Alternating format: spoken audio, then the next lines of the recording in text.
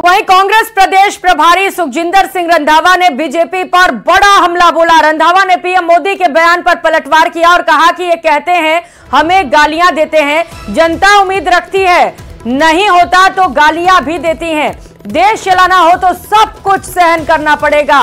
सुखजिंदर सिंह रंधावा प्रदेश प्रभारी की ओर से जमकर प्रहार किया गया प्रधानमंत्री नरेंद्र मोदी पर। सुनिए क्या कुछ कहा।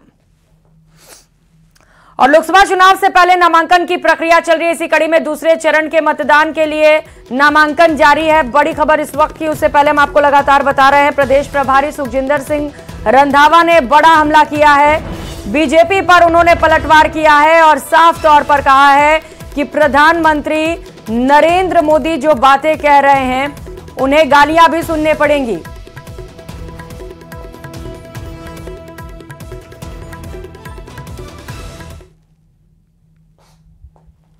बैठे हैं, मेरे को ये बताइए कि बीजेपी वालों का किसी ने कोई देश के लिए काम किया या किन्होंने कहीं जेल में गए तो किस देशभक्ति की बात करते हैं जी?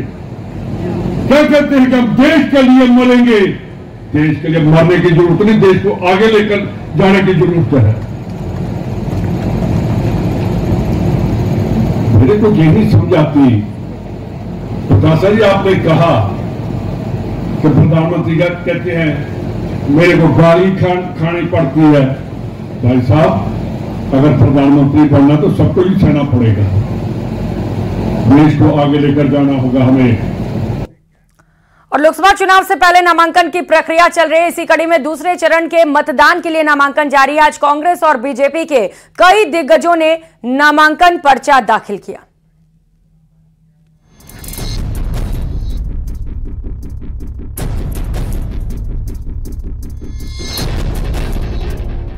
कई दिग्गजों ने दाखिल किया नॉमिनेशन।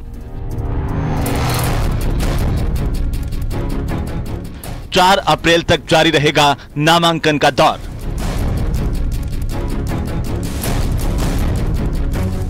प्रदेश में दूसरे चरण के मतदान के लिए नामांकन का दौर चल रहा है।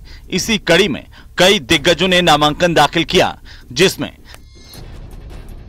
बीजेपी प्रदेशाध्यक्ष सीपी जोशी, कांग्रेस प्रत्याशी करण सिंह उचारडा, सुखबीर सिंह जोनापुरिया, दुष्यंत सिंह, भागीरथ चौधरी, पाली से कांग्रेस की प्रत्याशी संगीता बेनीवाल ने भी अपना नामांकन दाखिल किया है। लोकसभा चुनाव को लेकर बिगुल बज चुका है। इसी कड़ी में सबसे पहले बात सीपी जोशी की। बीजेपी प्रदेशाध्यक्ष सीपी जोशी नामांकन दाखिल करने पहुंचे। नामांकन से पहले एक जनसभा का भी आयोजन किया गया, जिसमें विपक्ष पर जोरदार हमला बोला गया। आज नामांकन हुआ है। पार्टी के सभी वरिष्ठ नेताओं की उपस्थिति में और इस क्षेत्र के देवतुल्य जनता और कार्यकर्ताओं के साथ आज नामांकन दाखिल किया है। और जनता के बीच में हम सिर्फ चुनावी समय में नहीं जाते, चुनावी समर में नहीं जाते, बल्कि जिस दिन से जनता चुनती है उस दिन से लगातार प्रत्येक दिन इस क्षेत्र की सेवा के लिए, इस क्षेत्र के विकास के लिए सतत प्रयत्नशील रहते हैं। तो अजमेर लोकसभा सीट से भाजपा प्रत्याशी भागीरथ चौधरी ने भी नामांकन दाखिल किया। चौधरी ने 4 आवेदन किए। इस दौरान उनके साथ मंत्री सुरेश रावत समेत कई दिग्गज मौजूद थे। तो झालावाड़ 12 लोकसभा से बीजेपी के उम्मीदवार दुष्यंत सिंह ने मंगलवार को मिनी सचिवालय पहुंचकर अपना नामांकन दाखिल किया। दुष्यंत सिंह निर्धारित मुहूर्त के मुताबिक रिटर्निंग अधिकारी के सामने नामांकन पत्र दाखिल करने पहुंचे। नामांकन के बाद दुष्यंत सिंह ने बीजेपी की जीत का दावा किया।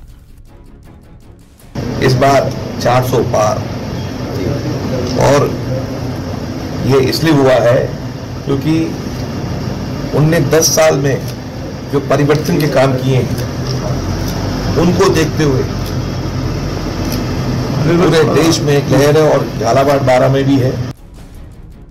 तो वहीं टोंक सवाई माधोपुर से बीजेपी प्रत्याशी सुखबीर सिंह जोनापुरिया ने भी नामांकन दाखिल कर दिया है। आज मैं भरी सभा के बीच में कह रहा हूं, आज हर आदमी शौचालय यूज कर रहा है और टोटल दोनों जिलों के अंदर में 1 लाख मकान बनाकर समर्पित कर दिए। अगले 1 साल के अंदर में एक भी कच्चा मकान नहीं बनेगा। हर कार्यकर्ता मोदी बन गए, जाके कह देना जो भी ढाणियों में लोग रह रहे हैं सबका पक्का मकान देंगे 1 साल के अंदर अंदर। साल के कार्यकाल को देखते हुए जनता ने मन बना लिया है कि भारतीय जनता पार्टी को जिताना है।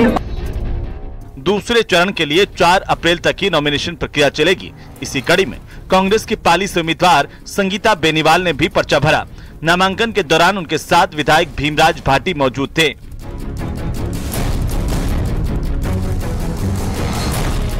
इसके अलावा जोधपुर लोकसभा क्षेत्र से कांग्रेस के उम्मीदवार करण सिंह उचियार्डा ने मंगलवार को अपना नामांकन दाखिल किया। समर्थकों के साथ वे जिला निर्वाचन अधिकारी कार्यालय पहुंचे। कांग्रेस प्रत्याशी ने अपना नामांकन पेश किया। इस दौरान उनके साथ पूर्व विधायक मनीषा पंवार, पूर्व विधायक हीराराम मेघवाल के साथ ही डीसीसी अध्यक्ष सलीम खान मौजूद रहे। 4 अप्रैल तक नामांकन किए जा सकेंगे, जबकि 5 अप्रैल को नामांकन पत्रों की जांच होगी और 8 अप्रैल तक नाम वापस लिए जा सकेंगे। Bureau report, news 18 Rajasthan.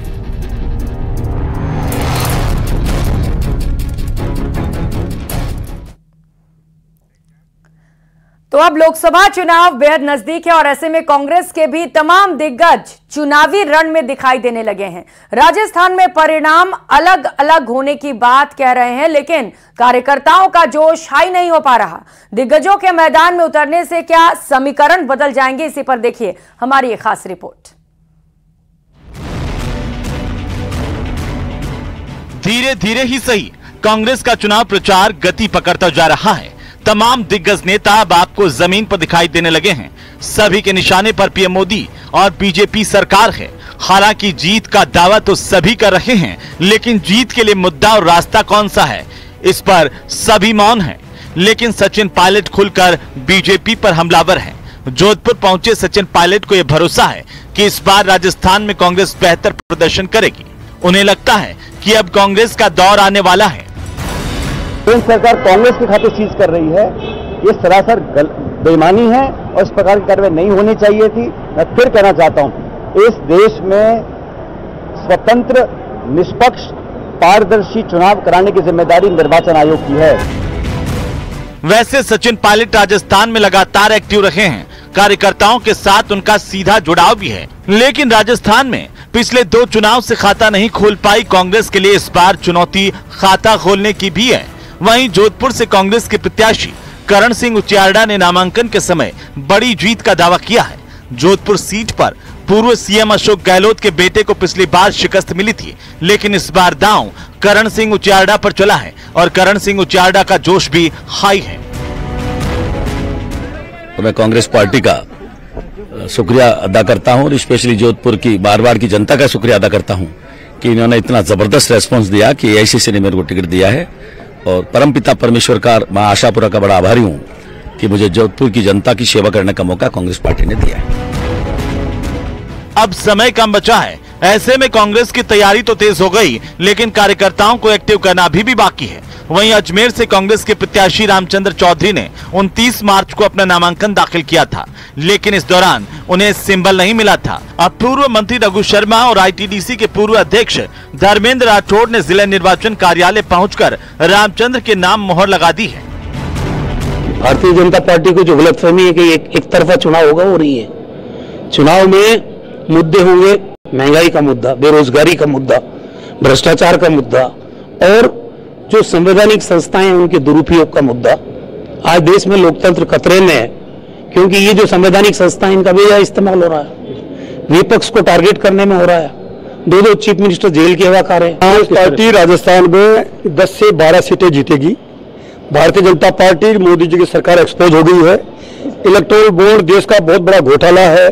संवैधानिक संस्थाएं बहुत संकट के दौर से गुजर रही है, बल्कि देश भी बहुत संकट के दौर से गुजर रहा है। डेमोक्रेसी खतरे में है। तमाम बुद्धिजीवी, इंटेलेक्चुअल, पत्रकार कह रहे हैं कि चुन चुन के विपक्ष को निशाने पर लिया जा रहा है।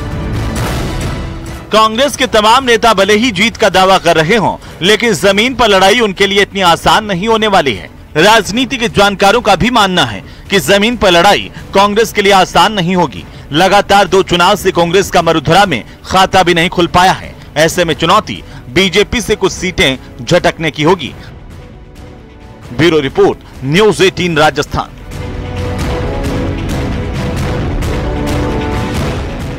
तो एक और कांग्रेस के लिए चुनौतियां बढ़ी हैं, तो वहीं मरुधरा में फिर से बीजेपी जीत का हैट्रिक लगाने को बेताब है। तमाम नेताओं की जुबान पर मोदी की गारंटी और 400 पार का नारा है। इस 400 प्लस में राजस्थान को फिर से जीतना और पिछली बार से भी बड़े अंतर से जिताने का लक्ष्य है। बीजेपी के सभी प्रत्याशियों का जोश भी हाई है। ये रिपोर्ट देखिए। 4 जून को 400 पार। अब की बार 400 पार, मरुधरा में फिर से हैट्रिक की तैयारी। इस लक्ष्य के साथ बीजेपी चुनावी मैदान में उतर चुकी है। तमाम नेता ताबड़तोड़ प्रचार में लगे हैं, साथ ही नामांकन का दौर भी शुरू हो चुका है। बीजेपी के नेता नामांकन के समय ही शक्ति प्रदर्शन कर अपनी जीत होने का संदेश भी विपक्ष को दे रहे हैं। हालांकि बीजेपी के तमाम कार्यकर्ताओं की जुबान पर फिर से मोदी सरकार और इस बार 400 पार का नारा है।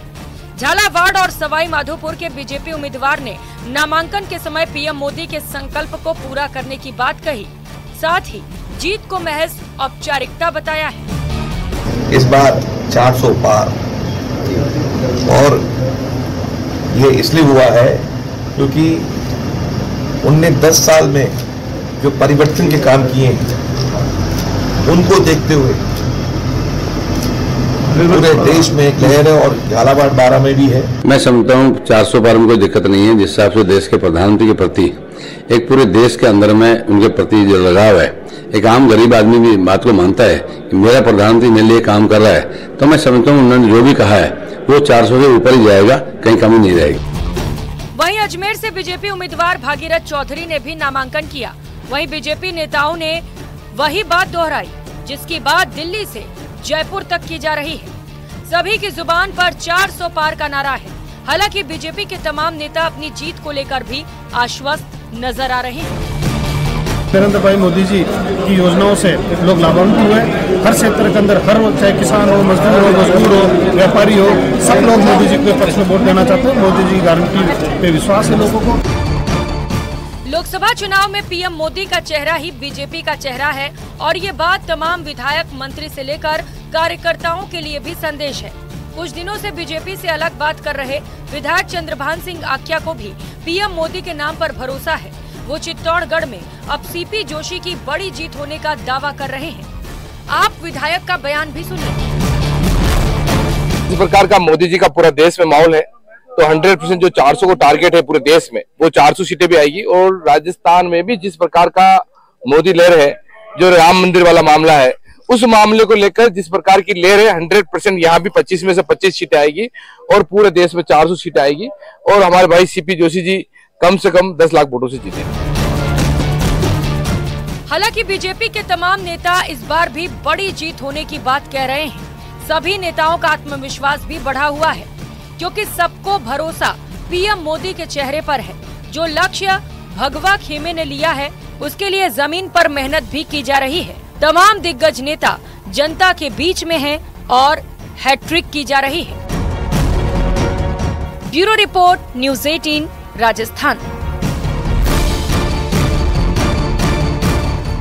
और कर लेते हैं इस बीच मिल रही बड़ी खबर का। पेपर लीक मामले से जुड़ी बड़ी खबर आपको बताते चले। टोंक में कैबिनेट मंत्री मदन दिलावर ने इस पर बड़ा बयान दिया। अशोक गहलोत और डोटासरा भी जेल जाएंगे। मदन दिलावर की ओर से यह बड़ा बयान सामने आया। उन्होंने पूर्व सीएम अशोक गहलोत और पीसीसी चीफ डोटासरा को लेकर बड़ा बयान दे दिया है और साफ तौर पर कह दिया है कि अशोक गहलोत और डोटासरा भी जेल जाएंगे।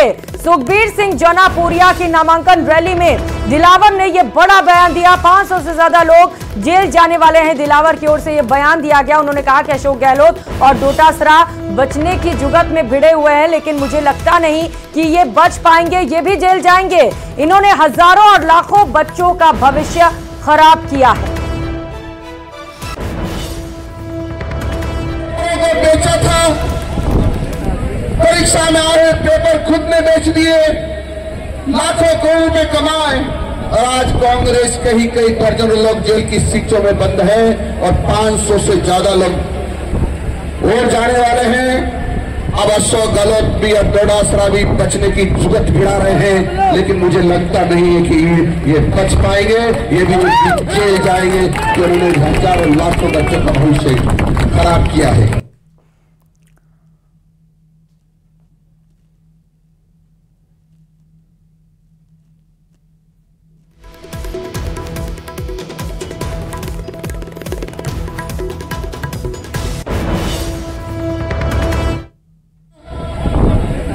परीक्षा में आए पेपर खुद ने बेच दिए, लाखों करोड़ रुपए कमाए, और आज कांग्रेस के ही कई दर्जनों लोग जेल की सीटों में बंद है और 500 से ज्यादा लोग और जाने वाले हैं। अब अशोक गहलोत भी और डोटासरा भी बचने की जुगत भिड़ा रहे हैं, लेकिन मुझे लगता नहीं है कि ये बच पाएंगे। ये भी जेल जाएंगे कि उन्होंने हजारों लाखों बच्चों का भविष्य खराब किया है। सहयोगी दौलत पारेख हमारे साथ जुड़ चुके। दौलत, मदन दिलावर ने बड़ा बयान दे दिया है, कह रहे हैं कि अशोक गहलोत और डोटासरा भी नहीं बचेंगे। जी बिल्कुल, आज बीजेपी प्रत्याशी सुखवीर सिंह जोनापुरिया की नामांकन रैली थी और नामांकन रैली में डिप्टी सीएम से लेकर के दिलावर और केंद्रीय नेता जो है यानी कैबिनेट मंत्री दिलावर और कन्हैयालाल चौधरी भी मौजूद थे। इस दौरान सभा में संबोधित करते हुए मदन दिलावर ने बड़ा बयान देते हुए पेपर लीक मामले में कहा कि कई नेता है जो कांग्रेस के जेल के अंदर बंद है और 500 से ज्यादा लोग जेल जाने वाले हैं। मदन दिलावर ने मंच से स्पष्ट लोगों को संबोधित करते हुए कहा अशोक गहलोत और डोटासरा भी जेल जाएंगे। उनका कहना था कि ये दोनों नेता बचने की जुगत भिड़ा रहे हैं, लेकिन दिलावर ने कहा कि मुझे ऐसा लगता नहीं कि ये बच पाएंगे, ये भी जेल जाएंगे। इन्होंने हजारों लाखों बच्चों का भविष्य खराब किया है जी। ये बड़ा बयान दिलावर का उस मंच से आया जिस समय बीजेपी प्रत्याशी सुखवीर सिंह जोनापुरिया के नामांकन के बाद गांधी खेल मैदान में रैली थी। दिया कुमारी वहां पर मौजूद थी और बीजेपी के तमाम नेता उस समय मौजूद थे और बिल्कुल दौलत, ये गंभीर आरोप भी लगाए गए हैं। अब देखना है कि कांग्रेस की ओर से इस पर क्या रिएक्शन सामने आते हैं। बहुत शुक्रिया आपका दौलत तमाम जानकारियों के लिए। और पेपर लीक मामले में एसओजी की जांच का दायरा लगातार बढ़ता चला जा रहा है। आज एसओपी ने 15 ट्रेनी सब इंस्पेक्टर्स को हिरासत में ले लिया। सभी का 2021 की परीक्षा भर्ती के समय चयन हुआ था, लेकिन अब एसओजी इनसे पूछताछ करेगी और अन्य आरोपियों तक भी पहुंचने की कोशिश होगी। ये रिपोर्ट देखिए।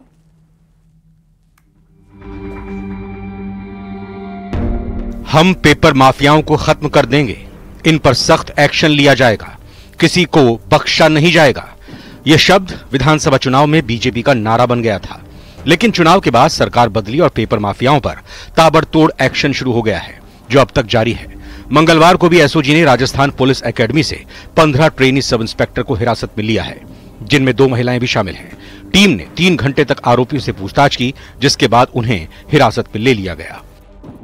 2021 जो सब इंस्पेक्टर भर्ती से रिलेटेड एफआईआर दर्ज हुई थी और जिसमें पिछले लॉट में प्रशिक्षु उप निरीक्षक अरेस्ट हुए थे, उसी अनुसंधान की अगले चरण में 2 महिला प्रशिक्षु थानेदार और 13 जो पुरुष प्रशिक्षु थानेदार हैं, इनको पूछताछ के लिए आज एसओजी में लाया गया है।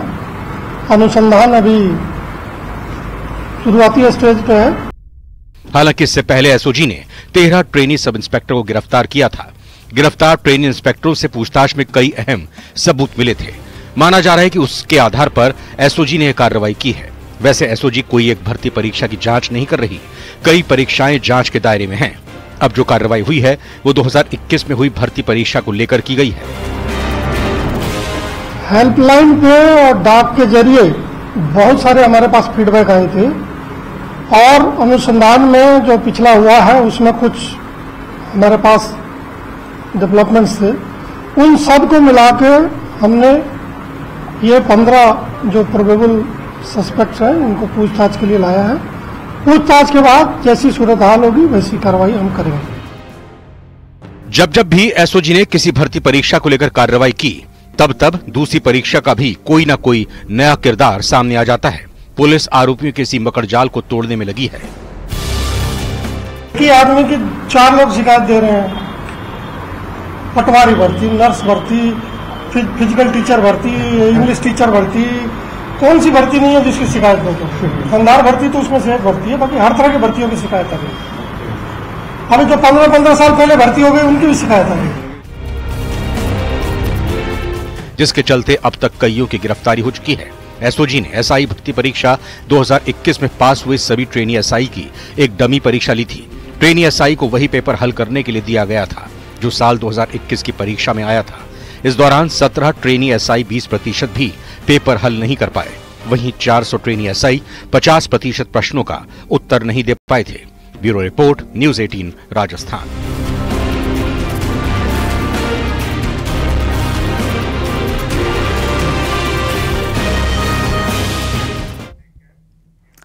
और चलिए अब एक नजर डाल लेते हैं 5 मिनट में 50 जिलों की सभी बड़ी